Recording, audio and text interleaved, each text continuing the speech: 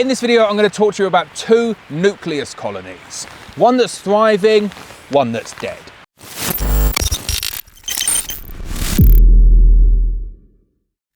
As always on this channel, I don't shy away from the fact that some colonies will die.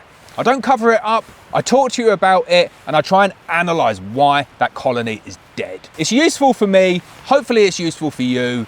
In this video though, we've got two nucleus colonies, made up at the same time of the year, made up with the same queens, the same amount of brood, the same amount of bees, the same amount of feed. Do you kind of get where I'm coming from? These are two identical colonies, pretty much.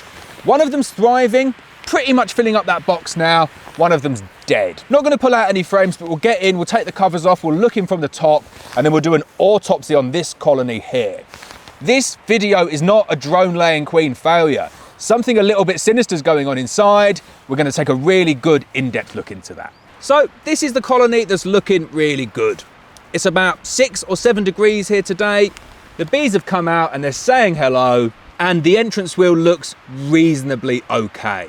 You'll see why I talk about that, because when you go to see the other entrance wheel, it doesn't look so good. I've got a little bit of feces on there, but there's not that much, and it's not a terrible colour, so I'm not reading into it too much. What I can see though is activity on the entrance wheel, so I'm hoping when we look inside, we're going to see a decent amount of bees. So you'll notice on here as well, I've got a couple of pieces of insulation on here. We've done this on a separate video. It's going to take those bits of insulation off. It really helps keep the moisture down and mean it doesn't drip on top of that cluster. So you can see from the top there, reasonable sized cluster. And as we've spoken about previously up here, the nucs in this apiary were made up very late in the season, around the middle of September, which is very, very late. So although I'd like to see them bigger, filling up over there, this one here is doing really well. And for first week of February, this is a good size nucleus. Very happy with this indeed. Don't need to do anything else other than give it a little bit of a heft. It's feeling heavy, doesn't need fondant this one. You can see the condensation building up as soon as I've taken that roof off. The bees are looking good though. I'm going to leave these alone. We've got one healthy, thriving colony.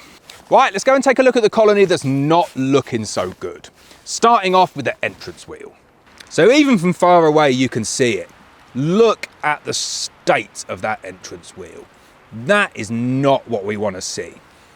Feces all over it, splattery feces as well. Look at that trail. These bees have got the runs.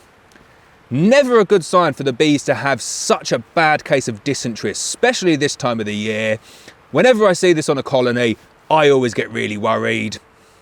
And I would say 9 times out of 10, they don't make it through the winter. And even if they do make it through the winter, they really fail to take off. Let's take a look inside, see what they're looking like. Right, doesn't look good, does it? Not a lot of action on this nuc at all. Let's get the cover off, see what we can see. So you can immediately see from the frames, obviously, no bees, little cluster of dead bees down there. Really, really bad case of dysentery.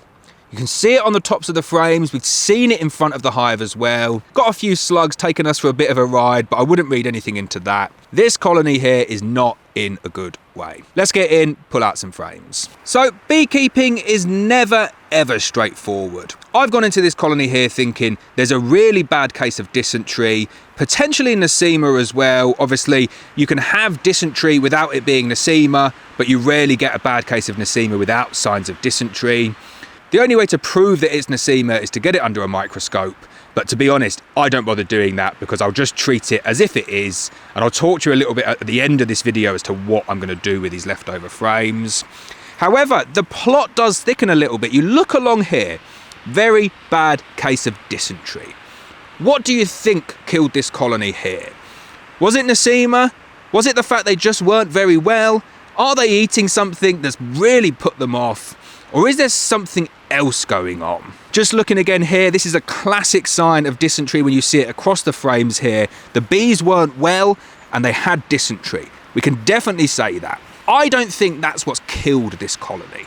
There's a couple of other little clues on this frame here to tell you what was going wrong.